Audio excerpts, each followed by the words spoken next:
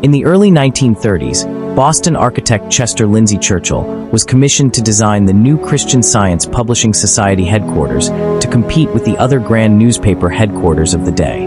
The New York Daily News building had its famous gigantic spinning globe, which inspired the Christian Science Monitor to create something on a similarly grand scale. The Mapparium Globe, a 3-story tall, inside-out stained glass globe that is bisected in the middle by a glass walkway. Once illuminated with hundreds of lamps, today it glows with the light of LEDs. It is part of an exhibit called How Do You See the World? Built in 1935 and based upon Rand McNally political maps published the previous year. The Mapparium shows the political world as it was at that time, including such long-disused labels as Italian East Africa and Siam, as well as more recently defunct political entities such as the Soviet Union.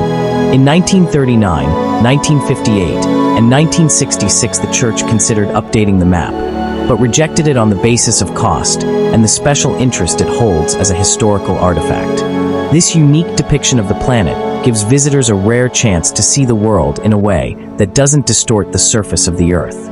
Even when looking at an accurate globe, the relative sizes of the continents are distorted by perspective, as the spherical shape causes different regions to appear at different distances from the eye. But with a view from the very center of a globe, looking out, the eye is the same distance from every point on the map. It is fascinating to view the Earth this way for the first time. Africa is huge. North America, Europe, and Asia are all jammed up against the North Pole. You have to look nearly straight up to see them. Sizes and locations of continents and countries you've always taken for granted are suddenly unfamiliar. While the relative size and position of the continents are correct, the map's political boundaries are long out of date. The Mapparium globe hasn't changed since 1935. It's still possible to find Siam and French Indochina, but not Israel or Indonesia. The USSR looms large. Africa remains a large block of European colonies. The most curious part of all about this exhibit is its acoustics.